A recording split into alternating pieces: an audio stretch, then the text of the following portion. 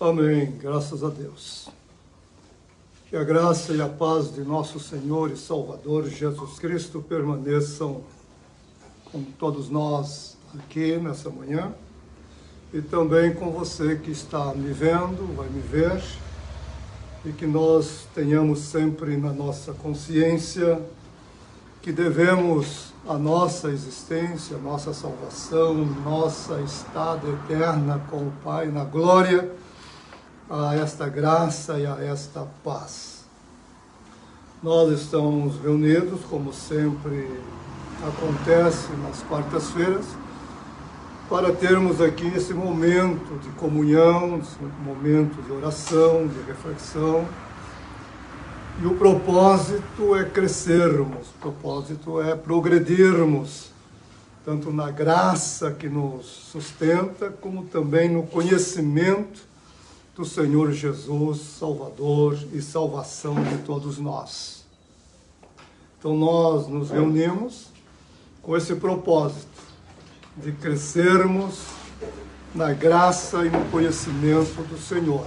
Nós estamos progredindo cada dia e o alvo nosso é sempre buscarmos a referência maior, que é o próprio Senhor Jesus. Ele é o padrão, ele é o metro e é o objetivo final de toda essa nossa caminhada.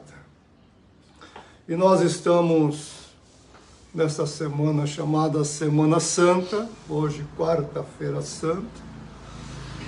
É uma semana importante para todo o mundo cristão. Todos os cristãos durante esta semana são mais reflexivos, são mais dados à oração, à contemplação e algumas ações próprias desta fé, correspondendo ao ato principal desta semana, ou os atos principais desta semana. Já foi mais intenso isso, já foi mais forte na vida das pessoas, hoje nem tanto.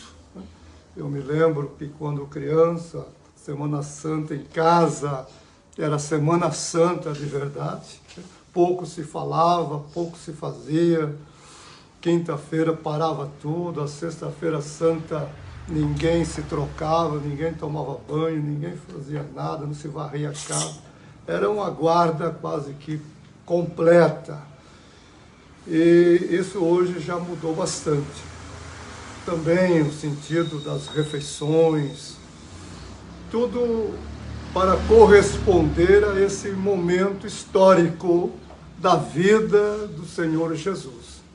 Então nós sabemos que o Senhor Jesus veio ao mundo, Deus se fez carne e habitou entre nós, e o objetivo de vir ao mundo foi justamente esse, de se entregar, veja, se entregar à morte em nosso lugar, morrer por nós, morrer pelos nossos pecados, para nos libertar do pecado, do poder do pecado, das consequências do pecado e nos garantir um futuro glorioso com Deus.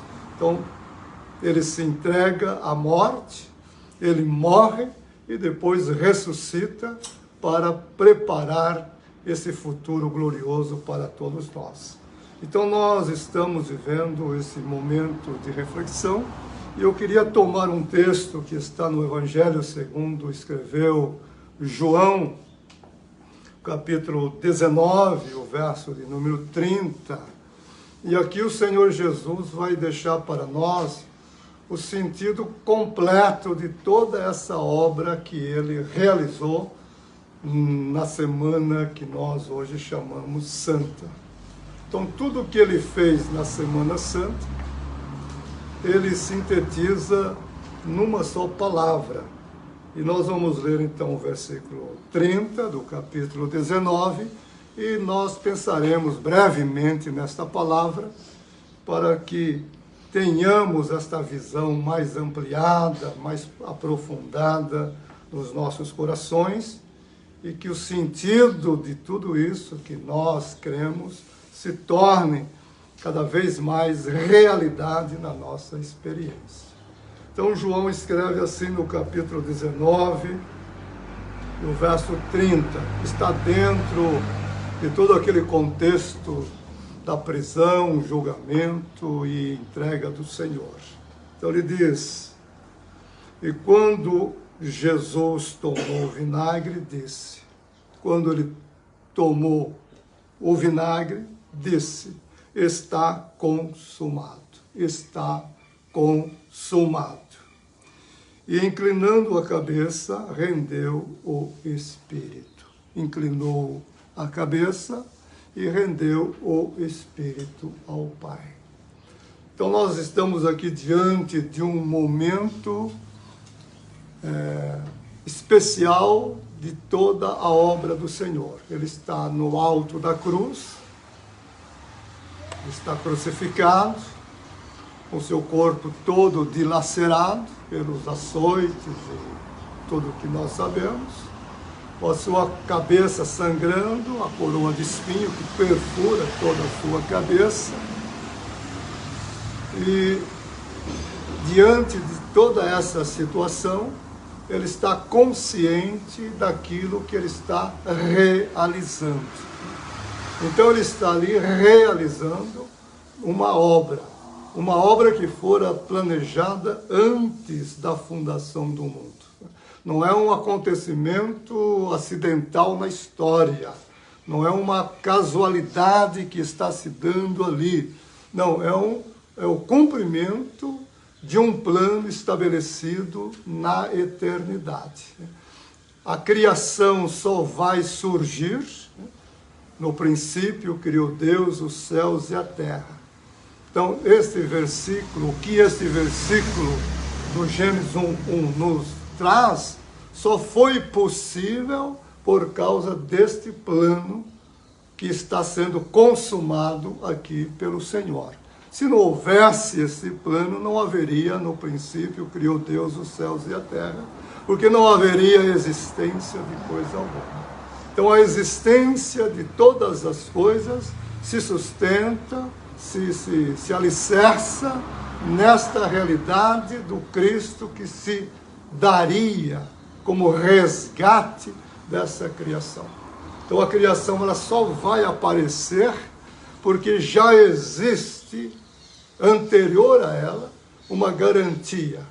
Alguém capaz de redimi-la, de trazê-la de volta para Deus. Então, o que o Senhor Jesus está fazendo aqui, ou dizendo, lúcido, consciente de toda essa realidade que transcende a história, que transcende a geografia onde ele está, é algo muito maior, para que, de fato, o propósito do conselho, da vontade de Deus, se estabelecesse no mundo, no universo, em toda a criação. Então é um momento quando o Senhor Jesus consuma, ele diz, está consumado. Esta palavra consumado significa está feito.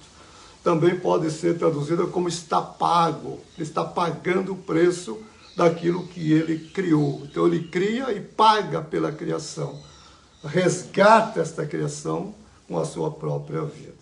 Então o Senhor Jesus está se dando, nota, ele está se dando, ele não foi preso por falta de força. Um pouco antes aqui nós vamos ter sua conversa com Pilatos, quando ele está sendo julgado por Pilatos. E ele diz a Pilatos, você não precisa se preocupar comigo, você não precisa estar aí com medo de que eu faça alguma coisa contra você, contra Roma, contra quem quer que seja, porque o meu reino não é deste mundo. Eu sou rei, mas o meu reino não é isso que vocês estão vendo agora, aqui neste mundo, estabelecido neste mundo. O meu reino não é deste mundo, portanto. Então, ele diz a Pilatos, se o meu reino fosse desta dimensão, você jamais me teria aqui diante de você para ser julgado. porque os meus soldados já teriam tomado as providências, né? Todo o meu exército já teria agido, e eu não seria entregue a ninguém. Mas o meu reino não é daqui. Então, se o meu reino não é deste mundo, você não precisa se preocupar comigo, porque eu não vou tomar o seu lugar, nem vou derrubar César do trono, e ninguém, seja ele quem for. Então o Senhor Jesus veio para realizar uma obra que tem a ver com o seu reino que é o reino eterno, o reino que está para além do tempo, o reino que é para sempre. Então o tempo no qual nós vivemos não diz respeito à realidade do propósito de Deus.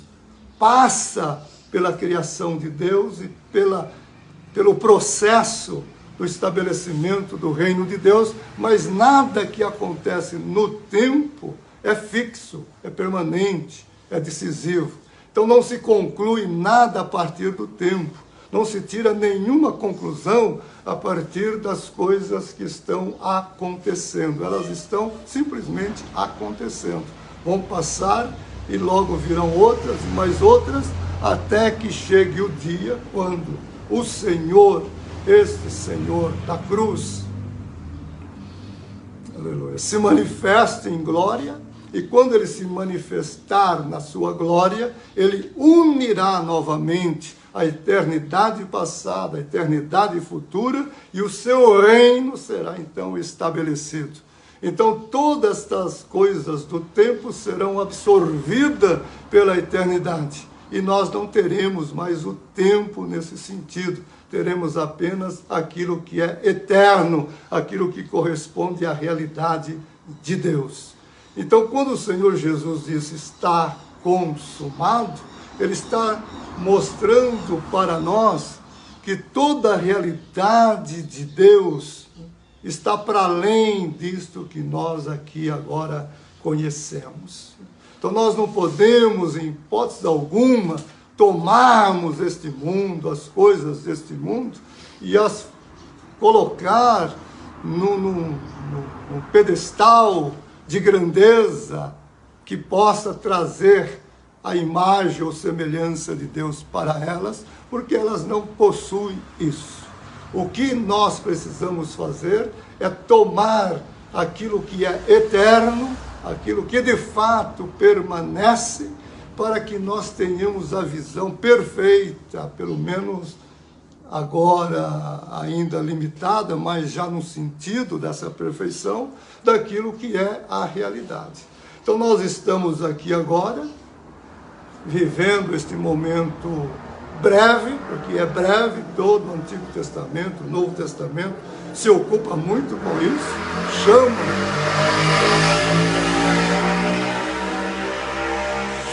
a nossa atenção para essa brevidade do tempo, essa brevidade da vida, para que não gastemos tempo nosso com essas coisas, mas que olhemos para além disso e que a nossa vida seja vivida em função disto que permanece, que é eterno.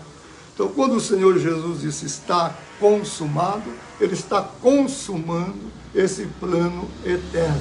É um plano eterno dentro do qual tudo passa a existir, mas existir para uma finalidade que está fora deste tempo. Então, quando nós entendemos essa palavra do Senhor, esse brado, esse grito do Senhor, nós vamos perceber que ali, naquele momento, é claro, principalmente quando se assiste os filmes a respeito da paixão do Senhor, então há comoção, há choro, há essas emoções todas que surgem e aparecem diante das encenações, das histórias. Mas, na verdade, nós estamos aqui diante de uma grande vitória, da maior vitória que poderia haver. Então, nós estamos aqui diante de um vitorioso. Então, o Senhor Jesus está na cruz, dilacerado, como eu disse, coroado de espinho, com um manto, agora não mais talvez com um manto, mas estava com esse manto sujo, de vergonha, de humilhação, mas ele não pode ser visto a partir disso. Isso corresponde ao tempo, às coisas pequenas que eu estou tentando trazer para nós. Então, se eu olho para a coroa de espinhos, se eu olho para os cravos, se eu olho para a cruz, se eu olho para os vergões, se eu olho para o sangue que escorre, se eu olho para isso, eu não vejo a realidade do que está acontecendo. Eu não compreendo o sentido real do que está ali.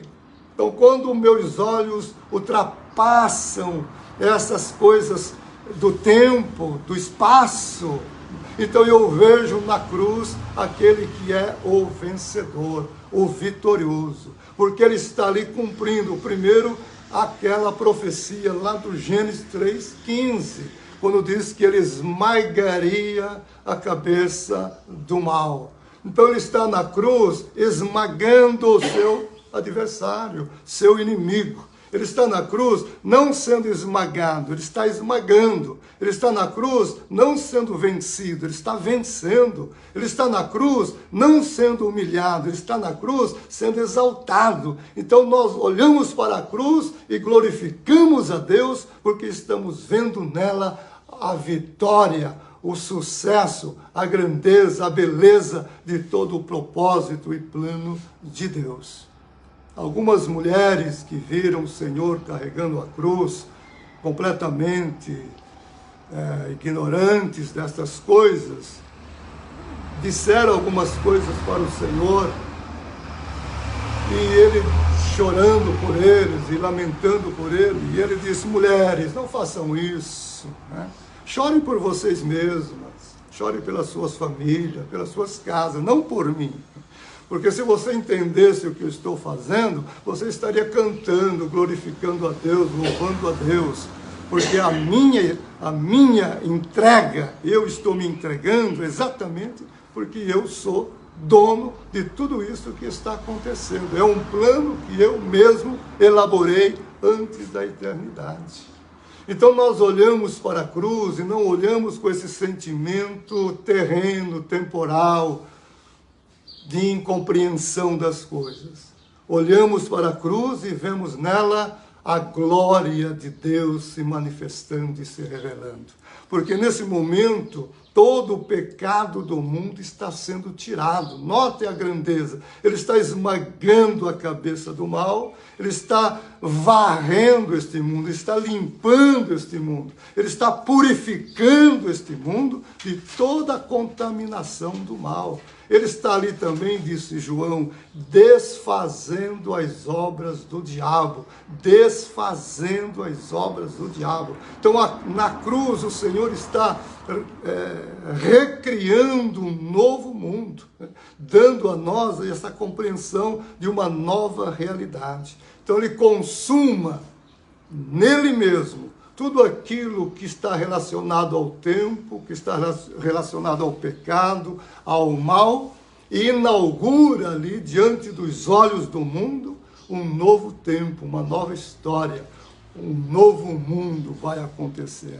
Por isso que João, no Apocalipse, diz: e vi um novo céu e uma nova terra. Então já é uma realidade de um novo céu, uma nova terra, um mundo novo. Pedro também vai dizer isso, mas nós que temos compreensão disso, não nos importamos com as coisas que estão acontecendo, porque estamos esperando um mundo novo, no qual habita amor, justiça e alegria que não tem fim. Então é isso que nós estamos comemorando nesta semana. Então, claro que existe todo um sentido religioso e devocional por trás dessas questões, mas não é um tempo para que nós deixemos de fazer coisas e lamentemos muitas outras. Não, é um tempo de festa, né? Temos que festejar, é a nossa vitória, é a nossa certeza de que tudo está resolvido, tudo está consumado pelo próprio Senhor. Então nós estamos agora caminhando para um mundo novo, um mundo que não haverá pecado, não haverá morte, não haverá dor, um mundo onde Deus estará presente com todos nós, onde nós veremos o rosto, bendito rosto do Senhor, e nós viveremos essa glória eterna com Ele. Então o Senhor passou pelo mundo, o Verbo se fez carne, habitou entre nós, morreu por nós, ressuscitou por nós, ascendeu ao céu por nós, está lá agora à direita do Pai, intercedendo por nós. E em breve ele retornará para então estabelecer aquele reino que ele falou a Pilatos. O meu reino não é deste mundo. Então o seu reino ganhará todas as dimensões desse universo, e a partir daí o nome de Deus será santificado, seu reino estabelecido, e a sua vontade será feita tanto na terra como no céu. Então será o momento quando toda a criação responderá positivamente a Deus. Aí se consumará aquilo que o apóstolo Paulo tão belissimamente escreve em Coríntios 15, 28, quando ele diz: e aí sim Deus se mostrará absolutamente supremo, tudo em todos. A partir daí, essa unidade, essa harmonia, essa igualdade estarão em toda a criação. Não será partes da criação, mas em toda a criação. Então, nesta Semana Santa, nós religiosamente aprendemos que nós precisamos nos abster de muitas coisas, devemos nos fechar, devemos, como eu disse, na sexta-feira nem tomar banho, nem comer, etc. Religiosamente, tudo isso parece muito bonito, muito interessante, mas de eficaz, de verdade, isso não tem nada. Por quê? Porque não é isso que o Senhor Jesus está fazendo naquele dia. Ele não está pedindo a ninguém para que se abstenha de coisa porque ele está ali. Não, ele está dizendo: festejem comigo, cante comigo, glorifique a Deus comigo, porque eu estou vencendo e vocês também vencerão. Então é uma semana de alegria, uma semana de gozo, uma semana de festa, é uma semana de grandes festas, para que nós possamos corresponder com essa grandeza. Então, quando o Senhor Jesus prova o vinagre, ele diz: está consumado. Consuma todo o plano. A partir daí, o plano de Deus já está consumado. É só uma questão de tempo para que ele se torne uma experiência imediata na vida de todos nós. Muito em breve, isso que ele diz aqui vai ser experiência sua e minha, de uma forma não apenas de fé, como é agora, mas uma verdade da vida, do cotidiano, da nossa existência. Então, para a gente fechar isso rapidamente, que nós não tenhamos essa visão da Semana Santa de um modo apenas religioso, mas que seja uma semana quando nós podemos olhar para Deus e glorificá-lo, engrandecê-lo, enaltecê-lo, cantar louvores, exaltação mesmo, porque se cumpriu todo o seu plano eterno. Nós estamos apenas passando pelo tempo, mas nós não somos do tempo. Nós somos filhos dessa eternidade. Que Deus te abençoe, que Deus te guarde, que nós possamos então, em nome do Senhor Jesus, ouvir esse brado e cantar e gritar juntamente com Ele: está consumado. Amém e amém.